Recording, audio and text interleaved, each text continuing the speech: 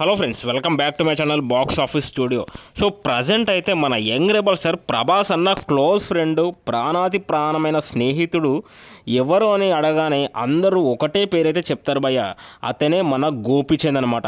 So గోపీచంద్ను కూడా నీ best friend, నీ క్లోజ్ ఫ్రెండ్ ఎవరు అని అడిగితే 100కి 100% యంగ్ రెబల్ స్టార్ ప్రభాస్ అన్న అని పేరైతే చెప్తాడు.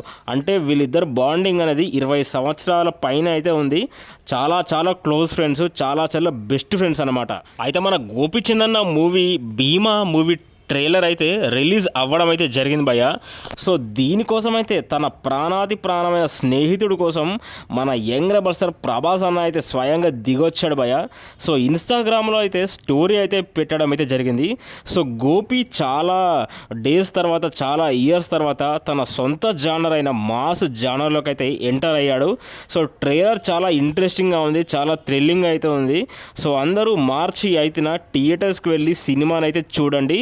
All the best my Gopi అని చాలా ప్రేమతో అయితే తన బెస్ట్ ఫ్రెండ్ కోసం అయితే మన యంగ్ రెబల్ స్టార్ ప్రభాస్ అయితే ఇన్స్టాగ్రామ్లో ఈ రకంగా స్టోరీ అయితే పెట్టాడు భయ్య.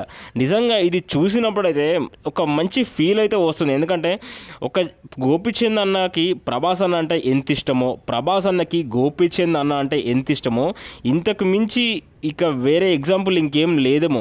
చాలా విధాలుగా వీళ్ళిద్దరు బాండింగ్ మన అన్స్టాపబుల్ షోలో చూసుకున్నా, జిల్ మూవీలో చూసుకున్నా, ఇక బయట చాలా వరకు అయితే మనం చూసుకున్నాము. వీళ్ళిద్దరు బాండింగ్ చూస్తే అసలు ఫ్రెండ్స్ అంటే ఇలా ఉండాలిరా, ఇలాగే ఉండాలి అన్న ఫీలింగ్ అయితే మనకైతే కలుగుతుంది భయ్య.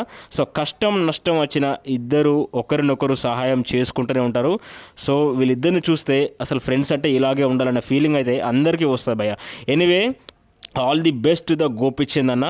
భీమా మూవీ మార్చి 8న రిలీజ్ అవుతుంది. ఈసారి కంబ్యాక్ మామూలుగా ఉండేలా లేదు. మన సలార్ మ్యూజిక్ డైరెక్టర్ రవి బస్రూర్ అయితే బీజిఎం ఇరక్కొట్టేశాడు. ఇక మార్చి 8న గోపీచంద్ అన్న కంబ్యాక్ మనందరము చూడబోతున్నాము. రాసి పెట్టుకోండి భయ్.